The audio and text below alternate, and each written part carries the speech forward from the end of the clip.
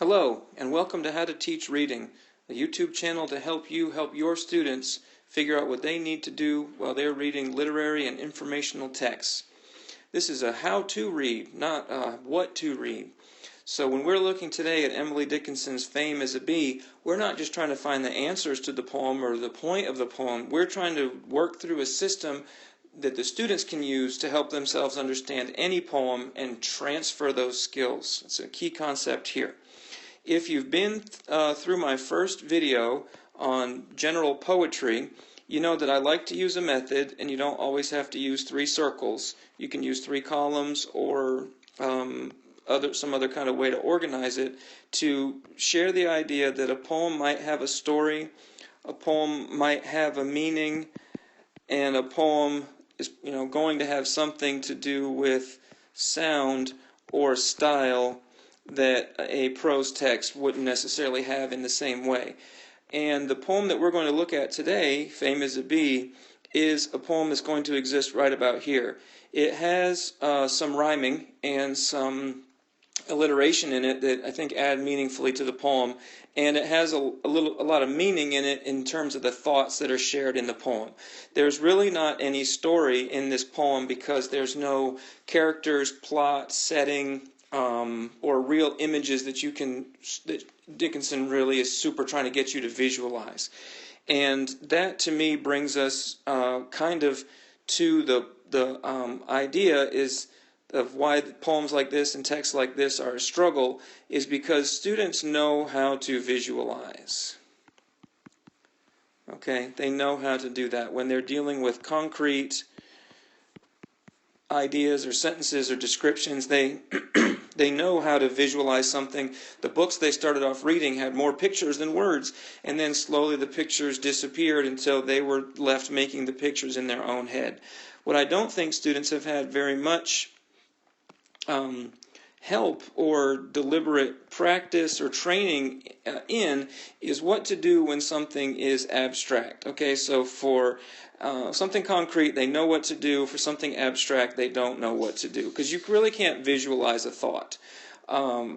You can't look at it, you can't touch it, you can't feel it. You have to do something else inside your head. And let me just flip back to our organizer here and again say that when we're talking about the meaning poem of the side of a poem, we are talking about things that are abstract. Theme is abstract. And then the story elements are concrete. So in my first video, I suggested that students start with this side, that they should first look at the story side and find what's concrete and get their bearings, get their footing, and then move over to the meaning side and figure out how they're supposed to feel about these things or these people that are in the poem. Well, what do you do when the poem doesn't have anything concrete for you to lock in on? You have to have some strategies for abstract sentences, and I have 2. One is for the students to put the sentence into their own words, or you could say they need to paraphrase it.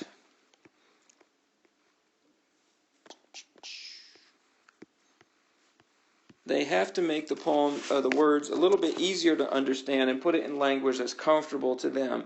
And then, to help understand what those sentences mean, they need to come up with their own examples. And this will bring them back over to the concrete side, because once I have this idea and I understand it, now I can think of an example, I can think of a real thing of what that would look like. I will say I think one danger here is that some students, they're reading something abstract and they come up with their own examples so fast that they start to think that that's something that's in the poem. And I tell my students it's really important that you differentiate the examples that you came up with from what's actually there, because you could end up confusing the issue a little bit. Okay, this is a sentence from another story that I really like to use for teaching a lot of these skills in the short story side. It's Sophistication by Sherwood Anderson. And you see that this is a poem about George's thoughts about Helen. Now, yeah, he's a person and she's a person, but they're not really described, they're just kind of named. So I can't really visualize them based on this sentence. So first we want to put this in our own words, and we would maybe say something like, George respected her.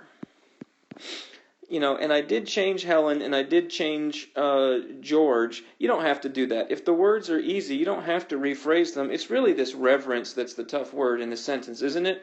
And so we're just going to change that to respected. And so now the next step would be, okay, tell me someone, you're a young man, who would a young man respect? A young man might respect his mother. Okay, and so if the students are now thinking about their own mothers, if they're the boys, you have to be careful. There's no mother in this sentence, right? Helen's not really his mother. You're just thinking about it that way, so don't get confused. This is another sentence from Sophistication, and it's much longer and in a lot of ways a lot more difficult to paraphrase and to make sense of. If he be an imaginative boy, a door is torn open, and for the first time he looks out upon the world, seeing as though they marched in procession before him the countless figures of men and women who before his time have come out of nothingness into the world, lived their lives, and again disappeared into nothingness. And what I tell the students is, you've got to sort of chunk this out a little bit. Let's divide this into some sections. Maybe for the first time, it could be by the phrase, it could be by the punctuation, and you just kind of take each one of these a little bit at a time to help the sentence make sense to you. If he be an imaginative boy, okay, if he's creative, okay, a door is torn open, new things appear. I'm not going to do all of this. And so then you would think, okay, so what's an example of that? Someone creative, and then new things appear. Maybe that's like brainstorming or something like that. Okay? Brainstorm. You're just trying to give yourself an example of what that could be, and that becomes a little bit easier than if he be an imaginative boy, a door is torn open. It's like saying when you're brainstorming. And so this is the strategy that I think the students have to use. They have to have something when they can't visualize. Okay, and so now if we look at Fame is a Bee by Emily Dickinson, pretty short, but kind of a lot packed in there. Fame is a bee, it has a song, it has a sting, ah too, it has a wing. So going to our chart, we're not really talking about a specific famous person, and it's not really actually a bee in the poem. The bee is a metaphor for fame, and I said in my other video, I don't like doing literary terms like metaphor when you have to look them up in the literature book and define them. It's really more important to understand why it's there, what's it doing. And so this metaphor is setting up a comparison between fame as a bee, and it's kind of like an extended metaphor because it goes through the whole poem to make you think about fame in a different way. Whether this was a simile or metaphor, the definition doesn't really matter. It's the effect that we should be thinking about. Okay, so fame is a bee. It has a song. It has a sting. I understand fame is a bee. That's not hard. I think what's hard is it has a song. It has a sting. It has a wing. Okay, so let's think about these one at a time. The easiest one might be the third one. It has a sting. It can hurt.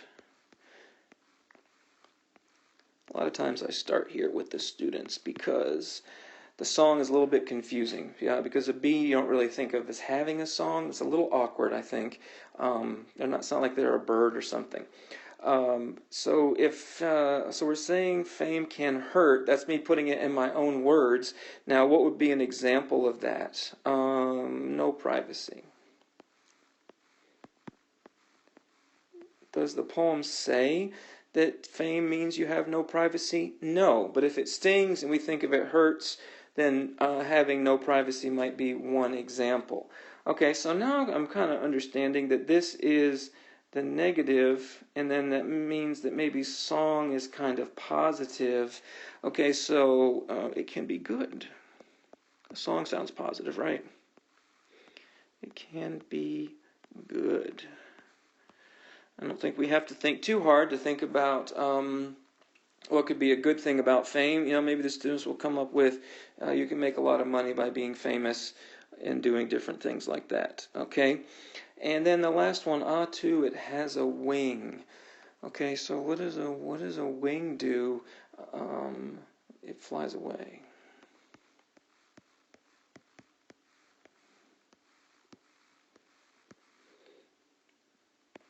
Okay, so now what happens when, or what's an example of fame flying away? When does fame fly away from you?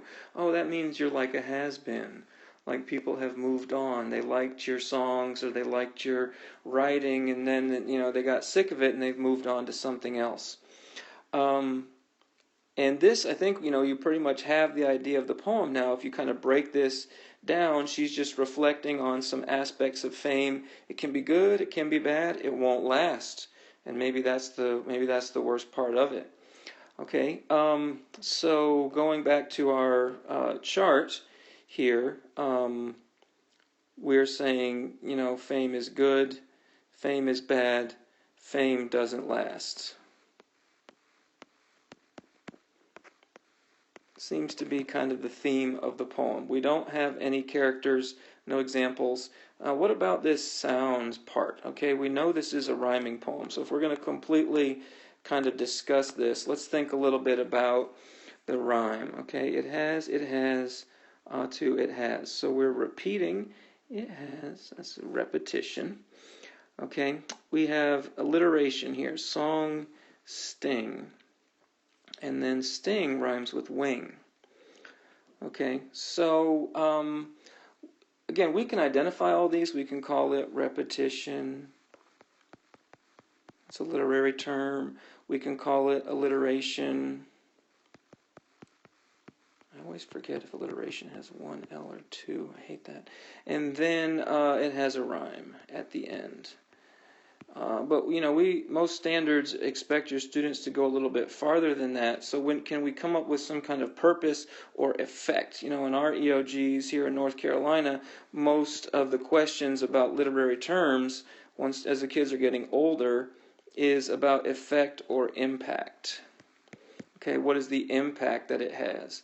To me, as I'm reading it, I'm thinking song and sting sound very familiar. They sound alike. It has a song, it has a sting, so I'm getting into like a groove. This is kind of creating a rhythm, not rhythm in terms of meter like ba-ba-ba-ba-ba, although obviously this has the same number of syllables.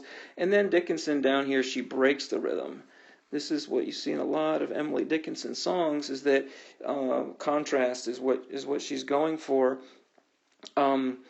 And so it feels like we're getting comfortable, we're setting in, and then she kind of grabs us and takes it away with this last line that's different. But there is a rhyme between sting and wing, which I think that might be because they're both what? They're both negative. Okay, both of these are negative. And so she's taken us out of the rhythm and she's broken it, but it's still connected. She's still connecting it back to, this is one of the negative things, but I'm going to come in like this with a shock because I'm sure most famous people don't expect that their fame is really going to go away. So when I would go back to the chart and help the students understand this poem, I would say, what does the style add? What does the sound add? It adds a rhythm that then gets broken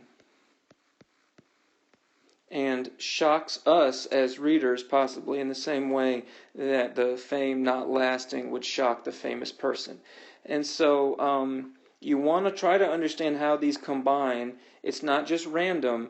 Things maybe are not done consciously or on purpose, but when the poem fits together and things make sense, then we should be able to talk about how the style goes with the meaning, not that they're exactly isolated things. And so then this poem would be here, and this is what I would love to hear the students be able to tell me about in oral presentations or short answer questions. Tell me about the theme, tell me about how the rhyme helps reflect the theme.